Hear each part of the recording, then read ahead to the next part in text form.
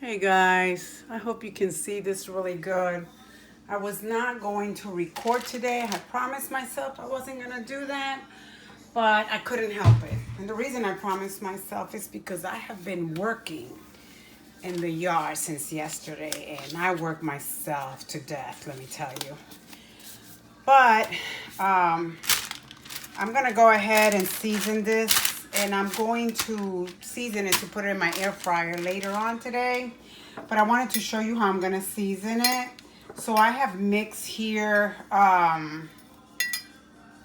the Slovaki seasoning mix that I purchased at Lido's and adobo. I'm going to do this one too. And then I also have, of course, my trusty San Juan Island sea salt Roman blend, and the little mix that I make that I explained to you in previous videos. I pretty much just get the garlic and then I make my own seasoning mix. So I'm getting ready to season this. Like I said, so I can go ahead and use it, put it in my air fryer later on. But I wanted to show you, so when I'm seasoning, I've already washed the chicken. I pat it dry, washed it with lemon, pat it dry, and now I'm gonna go ahead and just, lift the skin up a little bit, but not, I don't want to lift it so much that it comes undone over here. I hope you can see this really good, that it comes undone here. I just want it enough so that I can get, and obviously we got a hole here, enough so that I can get the seasonings in there really good, because I'm also going to make slits inside the breasts on the inside, because I really want everything to get all the seasoning in there. And hopefully I can get to the leg part, but I just want to show you what I'm doing. I'm gonna have to get a clean spoon because I don't want to use all of it. And honestly, I just kind of play it by ear as far as the seasoning goes. I don't really plan. I need another spoon. Give me a minute. Let me grab another one. Let's see.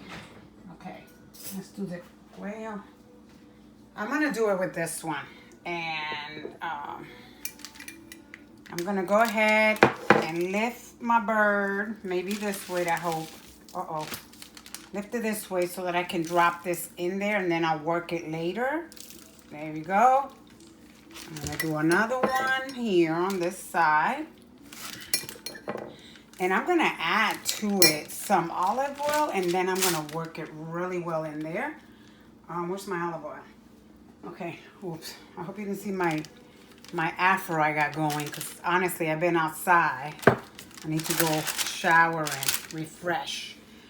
But I didn't want to mess with this thing after I shower. Anyway, let me just drizzle some olive oil on the inside. And this is what's happening in my kitchen, you guys. Okay, I'm drizzling some because I want to really get it in there, so then I can work it. And the reason I added the adobo, because the adobo has salt. And it's coming out, guys. Okay, so now I'm going to work it in there like so. I put it on parchment paper because I want to clean it up later. Okay, so I'm getting all of my seasoning really well. I also want to make sure that I get, in between the leg, the thigh, if I can help that is. And then, see, I just want to get it really nice, because I want everything to have flavor so that, when you cut into it, because I am going to be doing the whole thing. I was going to cut it up, but I was like, I'm too tired. I'm kind of lazy, so I decided not to cut it up and just do it like this. I'm going to get some more of my seasoning so I can rub it. Oh, it's going to be so good, you guys. Rub it good. Massage it. Speak to it. Tell them how appreciative I am that it gave its life for me, or for us to eat. And we're going to treat it good. You guys, let me just say that I've always, well, I was like, oh, I want to be a farmer. I want to own a farm, blah, blah, blah, blah, blah, blah, blah. Until I was watching this little not a document, just like a little series on the BBC channel about people that have, you know, they pick like 3 families really. And you got to write in and stuff. And they pick these families to experience the farm life. So that, you know, because some of these families want to relocate and, you know, they want to get out of the rat race. Well, let me tell you what. Reality hit when I saw that. I said, I could never be, if I'm a farmer, it's going to have to be vegetables, growing stuff. But animal livestock, there's no way, because I won't be able to kill anything. I'll tell you that. I just will not. I refuse to.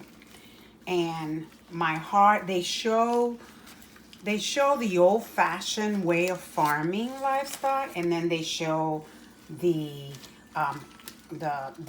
corporate kind of, you know, industry, business side of it. And I tell you what, my heart went out when I saw that. Because, you know, some of these animals, you know, they never even get to see the day of light. And that really, it just made me cry. I got so emotional. But here I am with my chicken.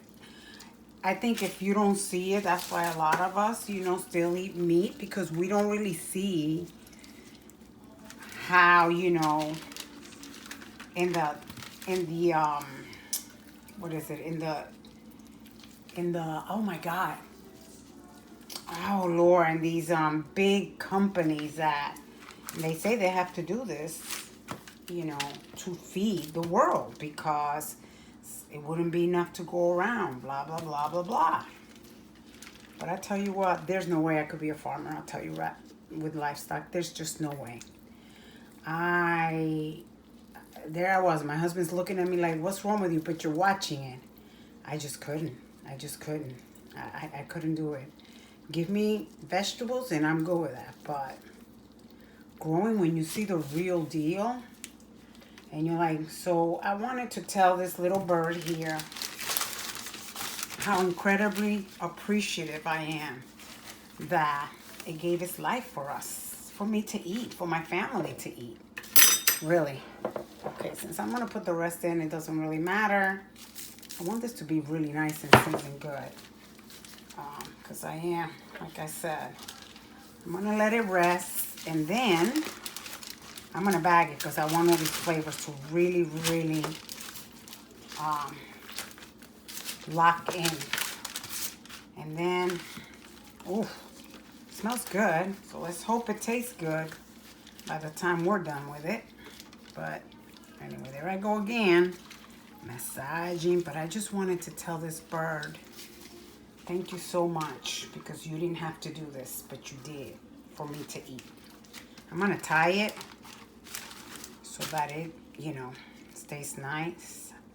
I saw Chef Marcella, she showed how to do it. She makes it look so simple, but it's not. To me, it isn't anyway. I'm still trying. You see me over here? I'm not gonna tie it yet, but I will tie it later because I want to. When it goes in my air fryer, which I hope it fits, let's be honest. If not, I'm gonna have to cut it in half. But anyway, this is, I just wanted to show you how I seasoned it, and hopefully I won't forget to record when I put it in the air fryer, because that has happened. That is not something that I'm proud of, but you know what it is, you guys? I'm one of these people that I tend to take too much on. Too many pots in the burner. Too many pots to watch. So now I'm gonna put it in a bag, in a Ziploc. I'm gonna clean all this stuff up. And when I get ready to put it in the air fryer, I will bring you back. If I remember, that is.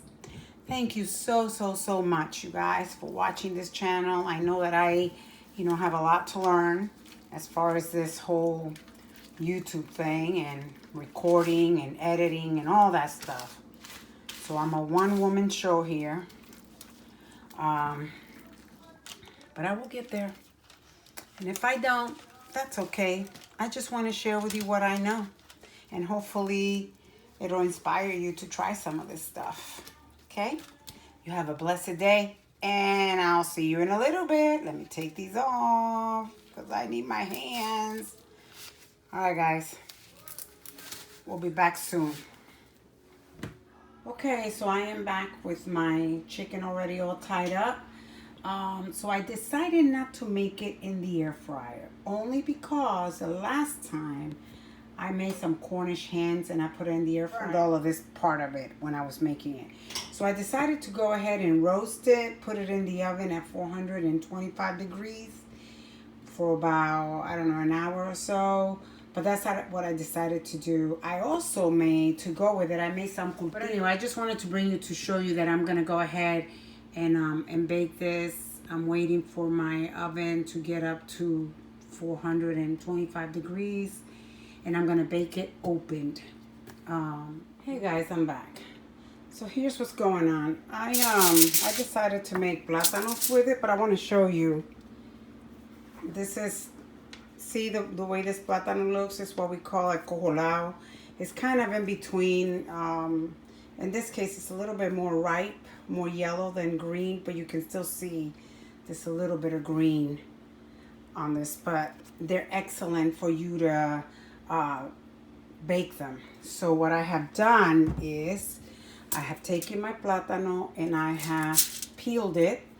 They're very easy to peel when they're like this, because all you need to do is take the little ends off here and here, and then you make like a cut around the seam of the plátano, and then you just lift it, and it comes off really easy when they're like this. When they're like this. And after I peeled it, and I made cuts like this in between, like this, on both sides. I turned it and I did it on both sides. And then I took some butter, Belgian butter, and I rubbed the whole plátano with the butter. And then I drizzled some of my seasoning, and I did it on both sides. Now, baking them in the foil paper, and as you can see, I created like a little tent for it. See, so I want some air in between. So I just took both ends and brought them together, and I kind of fold them here, and then I fold them this way, and I'm creating like a little tent like this one. See? And it's gonna go in there so it could have, I wanted to have some room inside, and then I'll pop them in the oven. I'll bring you back when they're done. All right, so my plátanos are done, as you can see. I'm gonna go ahead and plate it. And so I believe my chicken is also done. Oh, it's done, all right. Let's see.